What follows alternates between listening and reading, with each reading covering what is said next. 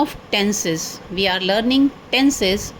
Today we will learn present perfect tense. Okay? Today we will learn present perfect tense. Three tenses are there: present, past and future. And among those three tenses, four types of tenses are there: indefinite, continuous, perfect and perfect continuous. So present indefinite, present continuous, present perfect and present perfect continuous. Okay, so present indefinite, present continuous, present perfect, these three tenses I have explained in my last videos. Okay, अगर आपको ये तीनों tenses सीखने हैं तो आप मेरे पिछले videos पर जा सकते हैं. So let's start. Present perfect continuous. Present perfect continuous tense होता क्या है? प्रेजेंट परफेक्ट कॉन्टिन्यूअस, जैसे कि continuous means what is going on. Yes, what is going on, that is continuous. Present continuous में क्या होता है? वर्क चल रहा है, काम हो रहा है, वे खेल रहे हैं, वे पढ़ रहे हैं. This is present continuous. Perfect continuous. Perfect क्या होता है? Where the work has been finished. Yes, but here work has not been finished, but work is going on, but with the time period. With the time period. जैसे वह 2 घंटे से पढ़ रहा है बट पिछले 2 घंटे से पढ़ रहा है. ओके, वह 4 वर्षों से यहाँ रह रहा है. ठीक है, तो इन सेंटेंसेस के एंड में भी हिंदी में रहा है, रही है, रहे हैं आदि वर्ड्स आते हैं, बट इसमें टाइम पीरियड भी दिया हुआ होता है. इनमें हेल्पिंग वर्ब हैज़ बीन या हैव बीन यूज़ होता है. ओके, हेल्पिंग वर्ब क्या यूज़ होता है? Has been, have been. Has किसके साथ यूज़ होता है और हैव किसके साथ यूज़ होता है, इसको जानने के लिए आप मेरे पिछले वीडियो पे जाएं. ओके, उस पर मैंने डिटेल्ड इन्फॉर्मेशन इसके बारे में दी हुई है. Now come on the first topic, that is affirmative. Affirmative sentences. Present perfect continuous के affirmative sentences का structure क्या होता है? ठीक है, सबसे पहले हम ये सीखेंगे कि स्ट्रक्चर इसका क्या है. सेंटेंस जब हम फ्रेम करें या हम कैसे पहचानेंगे कि दिया हुआ जो सेंटेंस है वो प्रेजेंट परफेक्ट कॉन्टिन्यूअस है, या अगर कोई आपसे कह रहा है कि frame a sentence in present perfect continuous, या हिंदी में कोई वाक्य आपको दिया गया जिसमें समय अवधि दी हुई है और रहा है, रही है, it means present perfect continuous, then how will you frame? For framing the sentence you should know the structure of the sentence, affirmative sentences. So first subject should be written, then has been or have been, after that verb plus ing, then object, then since or for का use होता है, then whatever time is given that will be written. Okay, सबसे पहले subject लिखेंगे. subject क्या होता है? Sentence में subject क्या होता है? काम को करने वाला, वही सब्जेक्ट है. ओके, जैसे वह पढ़ रहा है, कौन पढ़ रहा है? वह सब्जेक्ट है. सेंटेंस में हु का क्वेश्चन करने पर या कौन का क्वेश्चन करने पर जो आंसर हमें मिलता है that is subject. So subject, उसके बाद हैज़ बीन या हैव बीन लगाएंगे according to the subject. Then verb की फर्स्ट फॉर्म में आईएनजी, ऑब्जेक्ट सिंस या फॉर का यूज़ करेंगे और फिर जो टाइम दिया हुआ है वो लगाएंगे, लिखेंगे. ठीक है, तो सिंस कहाँ यूज़ होगा, फॉर कहाँ यूज़ होगा, अभी इसी वीडियो में आगे एक्सप्लेन करेंगे. Negative sentence. What is the structure of negative sentence in present perfect continuous tense? First you will write subject, then has not been या have not been. After that verb की first form में ING, then object, then since और for का use होता है. Then whatever time is there that time you will write. Clear? Subject, उसके तुरंत बाद आप has not been, has been not नहीं लिखेंगे, हैज़ बीन के बीच में नॉट आता है. Has not been, have not been, verb plus ING, object and then at last since और for. Okay, next interrogative. Interrogative sentences कौन से होते हैं? मैं अपने हर वीडियो में मैंने बताया है कि क्वेश्चन जितने भी हैं, क्वेश्चन वाले सेंटेंसेस सारे इंटेरोगेटिव सेंटेंसेस होते हैं. क्वेश्चन, इसमें स्ट्रक्चर इसका क्या होता है? सबसे पहले क्वेश्चन वर्ड की इंग्लिश लिखते हैं, देन हैज़ और have, then subject, then been, then verb plus ing, then object, then since or for, time and at last question mark.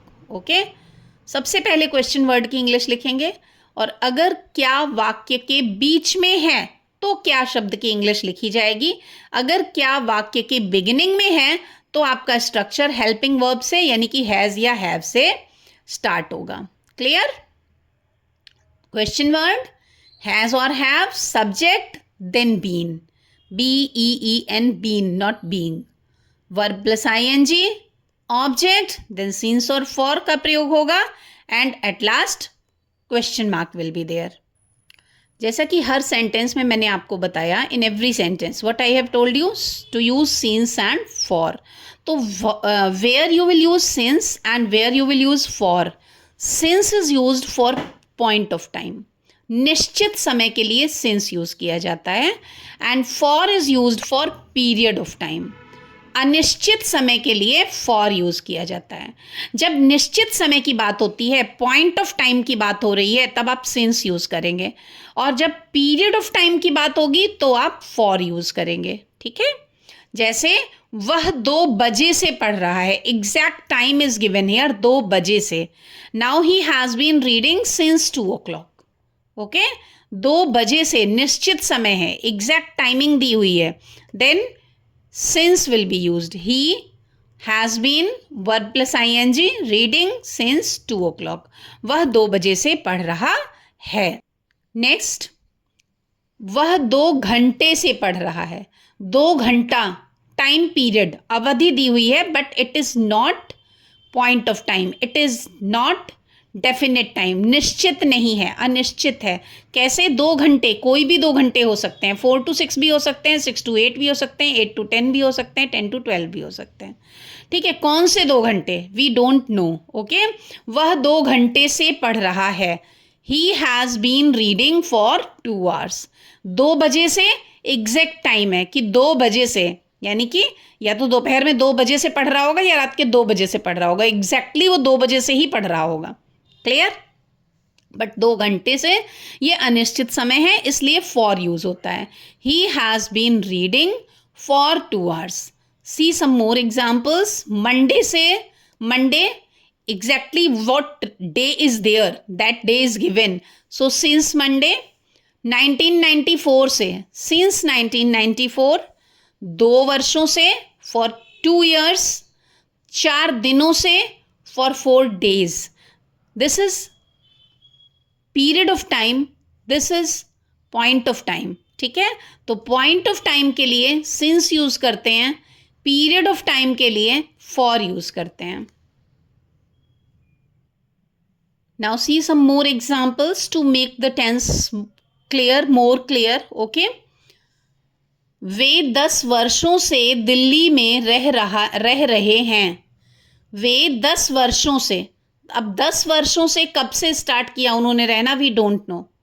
10 वर्षों से दिल्ली में रह रहे हैं. दे हैव बीन, बिकॉज यहाँ दे है, दे के साथ हैव यूज होता है. They have been living in Delhi for 10 years. मैं सुबह से खेल रहा हूँ.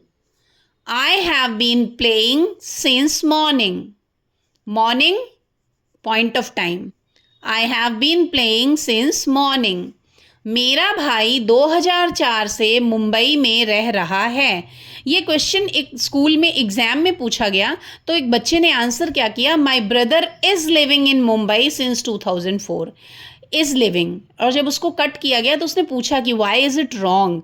उसका जो लॉजिक था, उसने बोला रह रहा है, कॉन्टिन्यूअस है, और कॉन्टिन्यूअस टेंस में तो हम लोग इज एम आर के साथ वर्ब में ing लगाते हैं. यस, अगर आप भी ऐसा ही सोच रहे हैं, then you are absolutely wrong. In present perfect continuous here रहा है दिया है, बट साथ में टाइम पीरियड भी दिया हुआ है 2004 से. So my brother has been living in Mumbai since 2004. वे 2 बजे से कहाँ घूम रहे हैं. First question word where. Have they been wondering since 2 o'clock. पिताजी 1 घंटे से अखबार नहीं पढ़ रहे हैं. पिताजी 1 घंटे से अखबार नहीं पढ़ रहे हैं. Father has not been reading the newspaper for 1 hour. Okay, 1 hour is अनिश्चित समय, so for 1 hour. Father has not been reading the newspaper for 1 hour.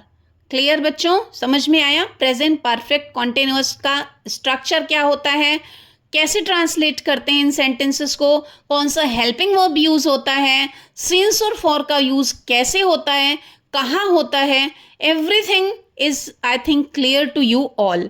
Okay, so all of you please send type 3 sentences, affirmative, negative and interrogative of present perfect continuous in comment box. Okay, all of you, I repeat, type 3 sentences, 1 affirmative, 1 negative and 1 interrogative in the comment box. And अगर आप channel पर नए हैं तो please channel को subscribe करें, like करें, comment करें और शेयर करें. वन थिंग मोर, आप अगर चैनल को सब्सक्राइब करते हैं आपको और भी अधिक वीडियोस मिलेंगे. Now you will get videos in Hindi also. Hindi grammar के भी वीडियोस आपको इस चैनल पर अवेलेबल होंगे. So please subscribe the channel. Thank you so much. Till today only this much. Thank you. Bye bye everyone.